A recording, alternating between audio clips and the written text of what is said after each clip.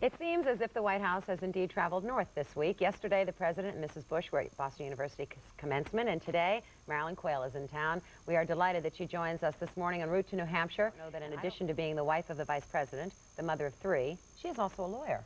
And it's nice to meet you, Mrs. Quayle. Thank you. Good to have you here. How are things going? Have you found a housekeeper yet? No. The children and I are muddling along as best we can.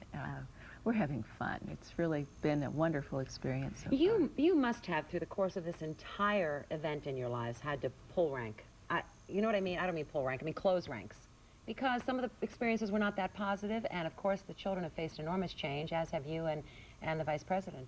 Have you survived all of it as a family? We're doing very well. I think better than one might expect. The children had the advantage of really having been raised in Washington. Since Dan was a congressman and senator for a total of 12 years, our children are 14, 12, and 10. So they don't know much else other than being around senators and congressmen and presidents and things. So it wasn't a culture shock for them, which I think has held us in very good stead. And the fact that we are a close family and always have been, that we can use our inner strength that we've developed over our family life together. There were times, though, and I think we all shuddered at some of the moments that there was criticism, and I know you have, in some interviews, talked about the press being unkind, trampling over your children to get to you. And I mean, did those things leave any marks on the children, or even on you, Marilyn Quayle? If you would have asked me about a month ago, I would have said, I have lost my humor. I was looking back thinking there was something missing in me, and I thought, humor is gone.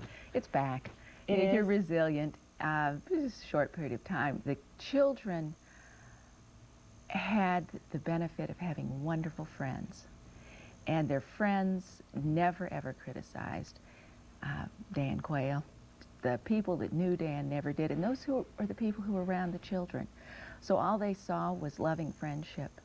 And I think that made a big difference, and we're very blessed. It was interesting that even Tucker's friends, I heard you talk about this, at 14 were sending wonderful letters to him, which is really unusual for teenagers. Very unusual, and it really gave me great hope for the country. When you have 14-year-olds, I remember what I was like at 14. I'm not sure I would have been as understanding and supportive of my friends. I'd like to think I would have. But to see what those kids did to rally around him, it's just tremendous. How do you keep friendships going? You know, women that have a lot of self-esteem, and clearly you must have it, find time for themselves and their own interests. Do your friends say, gee, I'm Marilyn's best friend, but she never calls me because she's too busy? My friends are long-suffering. They are. But I do have wonderful friends, and they're very understanding of everything. And I think one of the nicest things my friends do for me is when I call and say, you know, I've got an hour, come, let's play tennis, or let's just go walk and talk. They drop everything and they come. That's great. Which is wonderful. You have taken on an issue that has long been ignored, disaster relief. What was it in you that made you realize that was where you wanted to put your interest and your energies? I'm from Indiana, and we have tornadoes, and we have floods, and drought. And I'm very understanding of how, no matter how you plan your life, things of nature can come in and be devastating. And if you prepare for them, then you can live through it, your community can live through it. And we don't have that kind of preparedness around the world. And it's important to me that we really emphasize that. Moving into 1990 is the decade for disaster preparedness around the world, that if we share knowledge that we have gained in preparedness, then we can mitigate the human tragedy that has in the past always been associated with natural disasters. That can be mitigated with a little foreplanning. So as much attention to our disaster preparedness here in America as to the third world nations and other nations around the world? Oh yes, it's important. Everywhere you look at Texas, we have massive flooding there right now. We have things that we can learn from other countries. We haven't had this sharing of resources. You look at even the third world countries, their universities, research groups are doing tremendous cutting-edge research on disaster mitigation that can be applied in our country as well. So we have a lot to learn from each other, and it's something we should be sharing. Now, how much time will this take in your life? Will you have to travel around the world to accomplish this, to pull the world together in terms of this issue? Well, I'm hoping to be able to spend as much time as I possibly can, given the other duties I have to perform, not just as a mother, but also for my husband and for the country. But I think it's very important, and it's something we Americans are so generous. Whenever any type of disaster occurs, whether it's in our own country or around the world, we're the first to respond. So I think that I'm excited that I can be a part of that and really help make it work for everyone. You know, again, go back with me. I've just spent now, what, 6 or 7 minutes with you, and it's been interesting to read the adjectives that the press is, shrewd is the word I keep thinking of. The press is called Marilyn Quayle shrewd. If you labeled a man shrewd, that would be absolutely a compliment. Why does the press assume that if a woman is shrewd, if indeed you are, I'm sure you're capable, but why do we think of that as a negative? Have you ever thought that through? No, and I'm not sure shrewd would be the right term. That does have a negative connotation. And I think you're right. Women, if you're very bright and very capable and doing great things, it's not the same. You have a little, you're considered hard in many instances. Whereas in a man, you're right. They're really striving and they're doing well. I think that's changing now. I think that no longer is it negative for a woman to accomplish what she can accomplish given her own talents, and I think that's important. How strong was your disappointment in not being able to run for the Senate seat or take over after Dan Quayle was asked to be a running mate? Did that disappoint you a lot? I never really even considered it. It was an honor that the governor was very interested in having my do so, but it wasn't something that I was seeking or had really considered that greatly.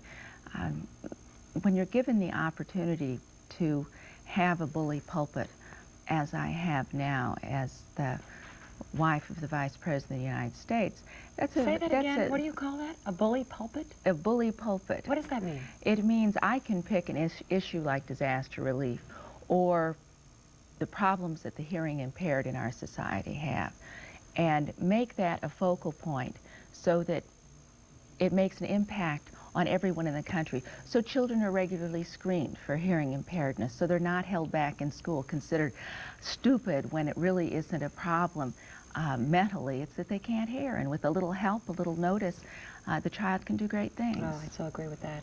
But you're saying you have that opportunity now, and you consider that an opportunity. But it's very interesting. No one really pays.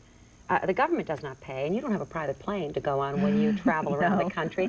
Explain that to the viewers who probably don't understand that much of it comes out of your own pocket, doesn't it, if you're doing things? Or the pocket of whatever organization it is I will go to speak to. There is no budget for the Vice President's wife at all.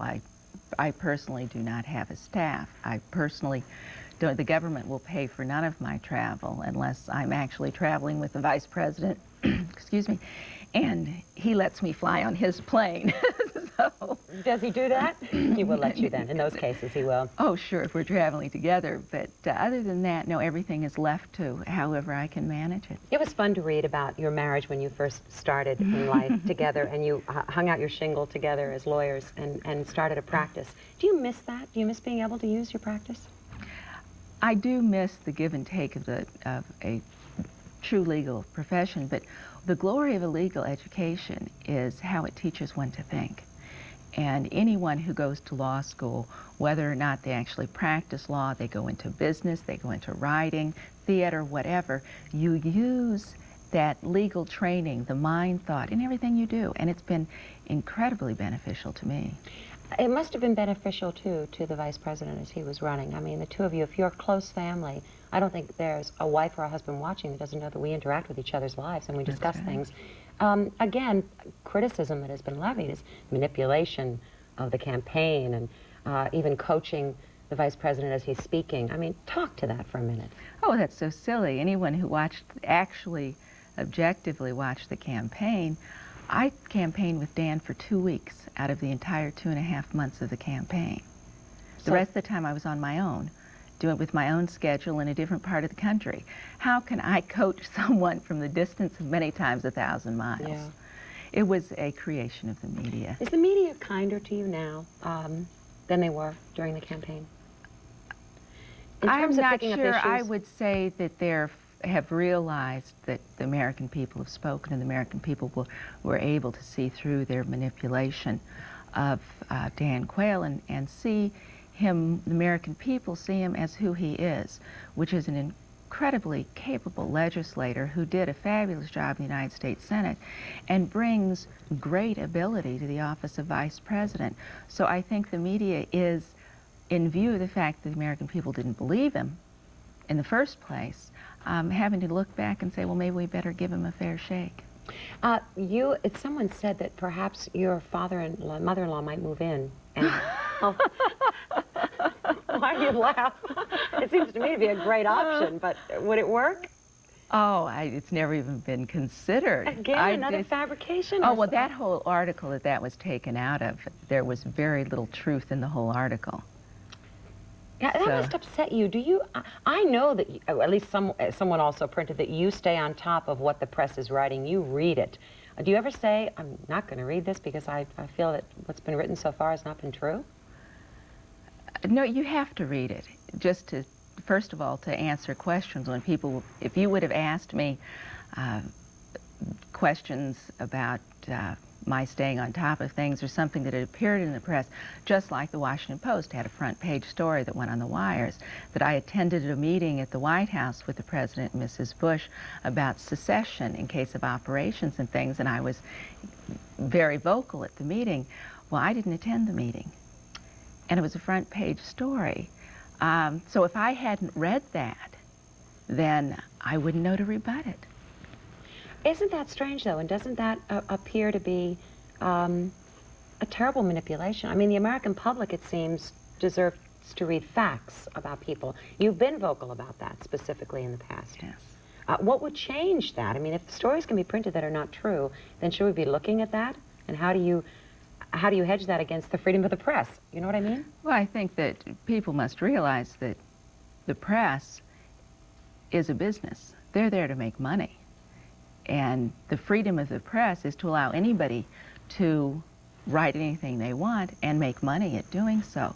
But I think we need to put a little pressure on as people to say, hey, we want facts or we're not going to take your newspaper. We're not going to watch your TV show. Give us the facts. Let us make a decision on the facts. But please do us the favor of making sure your facts are accurate. It helps no one if they're not accurate. What do you want for your children when they get older?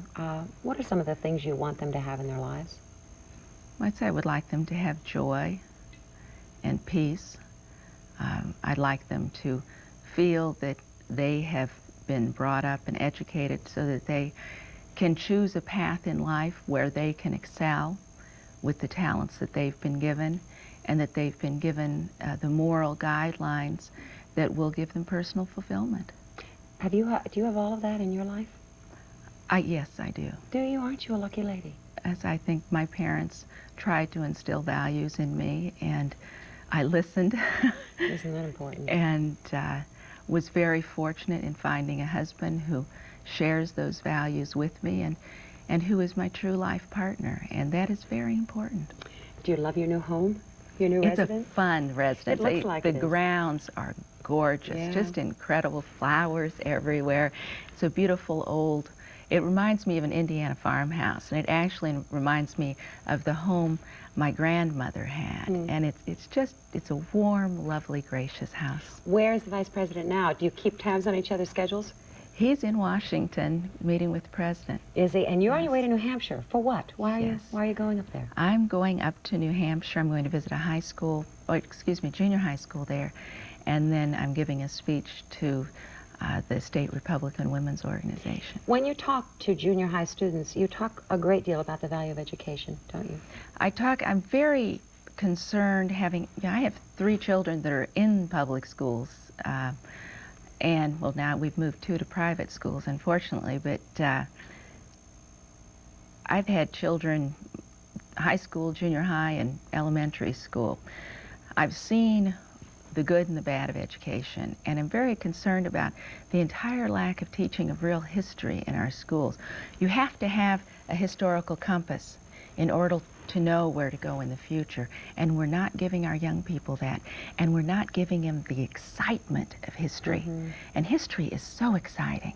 But when you don't, when you just make kids memorize dates and times and don't give the personalities of our historical figures and historical events, children can't relate to that. It makes you wonder what the college students in China have been learning as they sit in protest in Tiananmen Square, Beijing. They must have learned to feel the excitement of American history.